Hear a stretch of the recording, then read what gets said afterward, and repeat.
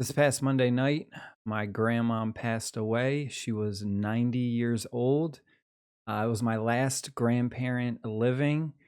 And I just want to say that I am super duper grateful for all the times I had with her.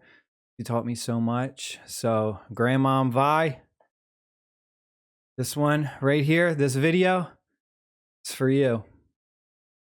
What is up, my fellow mobile gamers? In today's video, we have our SSR tier list for the mobile game One Punch Man, the strongest. Subscribe to the channel. Before we get into our tier list, I just want to address something really quick. This tier list is based on us players who just have this game in the American server because we just had global launch. If you've been playing this game for 2 years or you're on the C version, if you come in here and you leave some crazy comment in the comment section, it's just going to get banned. It's just going to get blocked. So save your time. This is strictly based off of us who are American server players. We do not have access to all of the same SSRs that you guys have had over the last several years. In fact, many of us don't even have a lot of SSRs highly sought after for us new players. So the tier list is based on that. Tier lists change all the time. So like I said, what I show you now may not be the same tier list in 6 months from now or a year from now when we have new SSR units. So again, that is for all the haters that are going to come in here and act wild. All right, let's jump into this. First character we have is Speedo Sound Sonic. We have our tier list in the top right corner. I will be making that bigger as we go on so you can see it. And I'm just going to keep it in the top right just so we have a reference so you can look at something. This particular SSR unit is fairly easy to get in the game. And because of that, she's actually one of the worst SSR units in the game. Her ultimate ability does some damage to a single target. She does have the 50% chance to increase speed, which can be good, but I feel like this is a really bad skill just because we have a lot of other ways to manipulate the speed category, mainly having to do with the gear. You have a gear set that actually boosts your speed by 10%. Then you also have the speed stat that you can get on your gear to increase your speed as well. So this just feels like it's not needed at all. And then her basic ability, though, I will say is actually a lot better than most. Does single target damage, but she does have a 100% chance to put shatter on them for 2 turns. So this is my main thing that I like about her.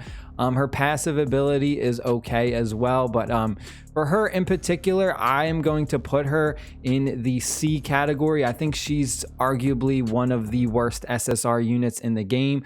We do have S, A, B, and C. S obviously being the best, C being kind of the worst. However, I do want to mention though, this is like strictly basing the SSRs against each other. So like naturally, most SSR units are always better than any SR unit, aside from the few that we did mention in our SR tier list. But for the most part, the SSRs are very strong, especially for all of us new players. So even just having access to get one of these, even if I do have them ranked low, they're still really good. Moving along to our next hero, we have Subterranean King. Now, I pulled him on my 80 summons video. If you have not checked out that video, go ahead and check that out. We tried to get our new SSR limited edition character, which is Metal Knight. Unfortunately, we didn't get Metal Knight, but we did get an SSR unit. We got Subterranean King. He is okay. He's really good if you're doing like a burn team. His ultimate ability attacks each enemy in a row. That's the only downfall though. It is a row. It's not all enemies. 100% chance to make them burn. You get that burn damage over time. And then the passive ability, after an enemy is in the burn state and they take an action, he immediately launches a follow-up. So he can have the potential to be really good if you utilize his follow-up. Somewhat similar to Beast King, where Beast King always does those follow-ups on injured enemies. I think he's a pretty strong character, but I think he is kind of weaker. I'm putting him in the B tier list area. I think he's slightly better than someone like Speedo Sonic, but he definitely is not one of the better SSRs to get. Moving along, we have Atomic Samurai. This guy is absolutely amazing. Ultimate ability attacks all enemies with a 5 combo, and he shatters the main target for 2 turns. absolutely amazing. Okay basic attack, but the main concern with him is the fact that he has an absolutely amazing ultimate ability that has the potential to one-shot enemies. I'm definitely 100% putting him in the S tier list. This is a character that I got very early on, and he has helped carry me a very long way, just putting out a tremendous amount of AoE damage. Next up, we got Deep Sea King. This is another absolutely insane SSR. This one in particular has a core ability, and the core effect is, oh my god, it's ridiculous if you build out your team right. When your character blocks an attack, you gain 1 energy, and it can be triggered 4 times per turn. Passive ability, when HP is under 50%, becomes tenacious. Absorb damage equal to 10% of your HP for up to 3 times per turn. Ultimate ability, attacks a single target, deals bonus damage equal to 50% of your missing HP. You'll notice deadly at low HP and continuous tenacity. So this is another amazing SSR unit. Also, the basic attack has a 100% chance to inflict corrosion on the main target. So I mean, you're always going to get corrosion even if you aren't able to do your ultimate ability. So 100,000,000% we are putting Deep Sea King in the S area. Next up, we have Terrible Tornado. This is another S tier list character. Ultimate ability, attacks all enemies with a combo with a 50% chance to injure on the main target and its nearby allies. So again, this is like so good. You're getting AoE damage, you're getting the ability to put injure not only on your main target but also the surrounding targets. So you're getting that AoE injury effect as well. Passive ability, every enemy with injury increases her crit damage by 30%, so you want to build up her crit rate. You can try and get stats on your gear that say crit rate increase and put those on her. And then you also have your basic attack, which just does a bunch of damage. Another absolutely insane SSR. We're putting her in the S area. Next up, we got Puri Prisoner. Now this is another really weak SSR unit. Pretty much on par with Speed O Sound Sonic. Ultimate ability, attacks a single target in the back, does a bunch of damage and puts them in the weakened state. 100%. He basically does the same thing that a Mai does in a sense, where he has that single target back row hate. But a Mai is just so much better. So he's like a worse version than a Mai, but he's an SSR unit. Basic attack just does a little bit of damage. Passive ability deals splash damage equal to 40% attack to enemies surrounding the target. Critical strikes increase it. The splash damage is like, it's like a weak AoE. It's 100% not that great. Definitely putting him in the C area. Definitely one of the weaker SSR units. Moving along, we got Super Alloy Dark Shine. This guy is actually really insane. Ultimate ability, damage to targets in a cross-shaped area, 100% chance to inflict injury on the main target and its nearby allies, so you're getting some really good injury status effects. When attacked, grants injury damage, shares 40% of damage taken by 2 low HP allies for 2 turns. By sharing damage, reduces damage taken. So really good damage share. Passive ability, when battle begins, grants 40% ult damage reduction to everyone in the same row for 2 turns. So he really helps reduce a lot of the damage.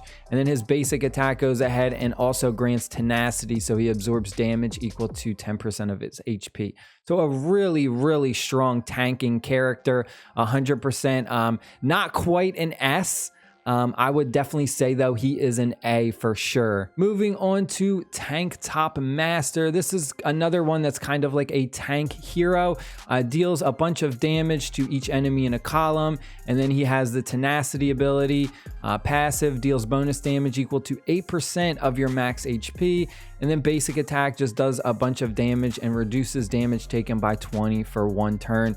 Again, he's a decent tank, but I would say he's definitely, as you saw, he's definitely not as good as Super Alloy in the tank category. I would say though he is better than a C, so I will put him in like the B area. Next up, we got Carnage Kabuto. This guy is arguably, I would say, the best tank in the game. His passive ability is what makes him so broken. When attacked, reflects 20% of damage taken to the entire enemy team. This is so ridiculous because there's like some really like crazy tricks you can do when you build out his gear set. to make him absolutely OP. I mean, I've seen some insane things with him. His ultimate ability attacks a single target, restores HP equal to 20% of max HP, so you're getting some self-healing. If the second phase attack is a crit, he goes ahead and inflicts injury on the main target. I mean, really, really good ultimate ability. Passive ability deals damage and deals bonus damage equal to 8% of your max HP. So again, really, really strong, absolutely insane tank. I would say definitely the best tank, as opposed to Super Alloy or Tank Top. Definitely putting him in the S area. Moving along, we got Child Emperor. This is another amazing SSR unit. He has a core ability, grants 2 energy when allies land critical strikes, can only be triggered 4 times per battle, so that would be a maximum of 8 energy. For his passive ability, every time he finishes his action, allies in the same row enter Berserk. So you can really play off of this effect to do extra effects when they are in the Berserk mode into the same row as him, and pretty much they're always going to be Berserk. And his ultimate ability attacks each enemy in a row, does a bunch of combo strikes, 50% chance to inflict the main target with stuns. Stun is an extremely strong status effect, and dealing crit damage inflicts the target with shatter for 2 turns. So you have the potential to stun them and shatter them as well. And then the basic attack is just, you know, a little bit of damage. 100,000,000%, another S area character. Next up, we got Melzargard. I can't say this. Melzargard. This guy is really strong, but I would definitely say not in the S area. Ultimate ability, attacks a single target and heals himself for 20% of max HP. Allies are healed for 8% of his max HP. So you're getting really, really good self-healing and a little bit of team healing as well from his ultimate ability, along with damage. So I mean, the ultimate is very, very strong. Passive ability shares 20% of damage taken by all allies. By sharing, reduces damage taken by 50%. This is really, really strong. And then his basic attack goes ahead, does a bunch of damage, reduces damage taken by 20%. I mean, he really, another character that really reduces the amount of damage you take and has healing as well. I would put him in the A area. I would not argue with you if you were to say put him in the S. You could put him in the S or the A, but I personally think he is an A. Next up, we have Gurgag. I can't say this name either. Row attacker and energy blocker. So he's really strong basically because of that energy blocker. As of right now, we do not have any heroes that have something like this in the game. Attacks each enemy in a row and inflicts the enemy with fear. Seals 1 energy for 1 turn. This is so strong because without energy, your opponents cannot use their ultimate abilities. His passive ability, after taking action, removes the main target's sealed energy, and every point of energy deducted deals bonus damage. Passive ability does a bunch of damage, grants a random ally berserk state, which gives them increased damage as well. So he does a lot. Another one that I say is absolutely amazing. I'm putting him in the A area. Again, this is one that you could put in the S, but I'm putting him in the A because I think he's really strong, but just not super duper overpowered like some of these in the S. Moving along, we have our final 3. We have Vaccine Man, a row burner and a DOT detonator. This is one of the weaker SSR units. Attacks each enemy. There's a 50% chance of inflicting the target with burn. Okay, you know, like that's it. That's all he has. You know, as you saw, we read some of the other ultimate abilities from some of the other heroes, and like this is so lackluster compared to them. He just attacks a bunch of enemies in a row and does a little bit of burn damage. That's nothing. The basic attack does some damage and deals bonus damage equal to 5% of max HP. Okay, you know what I mean? Not that great. Passive ability, when enemies suffer damage over time, such as burn or corrosion, deal extra damage to all enemies by 50%. This is decent. I feel like this is the only good thing he really has going for him is his passive ability is okay. Like I think this is a pretty good one. But his ultimate and his basic are trash. You could put him in the C or the B, to be honest. I definitely think he's one of the weaker characters in this game. I'm going to put him in the C for right now. You could put him in the B if you wanted to, but again, I think he's really weak. Moving along, we got Gorbabas, however you say this, the plant guy. You can get him from the mystery market by buying his shards, but it's ridiculously expensive. It's like 300 diamonds for 1 shard. It's definitely like, I'm gonna personally say this, like it's definitely not worth it to do that. I got 10 shards because I thought maybe he would be pretty good, but he's not. I wasted a lot of diamonds buying his shards from the mystery, so don't do that like I did. Corrosion core and damage boost. Ultimate ability attacks each enemy in a row. There's a 100% chance to inflict the main target with corrosion, and has a 100% chance to inflict corrosion to the enemy who received a crit as well. So you do have the potential to get a little bit of corrosion AoE spread. Basic attack does a bunch of damage. Dealing crit damage will inflict the main target with corrosion. So again, a lot of his status effects only really trigger if he deals a crit attack. So that's a bit of a downfall, is that it's just kind of hard to do. Passive ability, every enemy on the field inflicted with corrosion increases your team's attack by 10% to a max of 3 stacks. So up to 30% maximum, which is pretty good. But again, I think he's one of the weaker characters, one of the weaker SSR units. I would put him in the B because I think he does have some potential. If he does start landing off those crits, he can do a lot of corrosion damage, but overall it can be also hard to trigger as well. Final SSR unit, this is our limited summoning character that we just got for us in America. This is Metal Knight. Injury, burn, and double restraint. Ultimate ability attacks all enemies with 5 combos with a 50% chance to inflict injury, and then with a 100% chance to make the main target burn for 2 turns. So 100% burn, 50% chance to injure. Really, really good. Those are 2 decent status effects. Burn, I would say, is a bit weaker though. It's okay.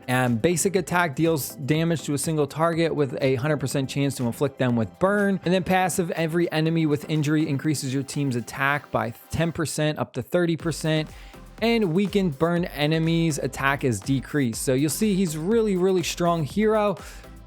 Based on our kind of way our server is going, or the way the servers are for America for our global launch, he's one of the best characters right now. But however, what usually happens is whenever games introduce a new character, they're usually like kind of super OP, and the purpose of that is to get people to spend money to try and get that hero. That character usually doesn't last as like the top dog in the game, and then a new character will come out and they'll be even better, and then another new character will come out and they'll be even better. So you see, it's always having you chase to spend money to get the newest character who is supposed to be the OPest.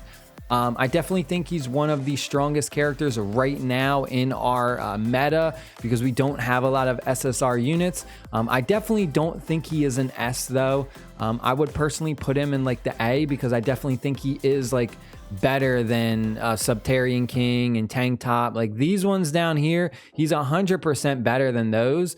But I don't think he's better than like Child Emperor or like Atomic Samurai, Deep Sea King. Like I don't think he's better than those. That is our tier list for our SSR units as of right now, October 5th, 2022. I hope you guys and girls enjoyed the video. Have an amazing day. Have an amazing week. See y'all later. Stay happy, stay safe. Peace.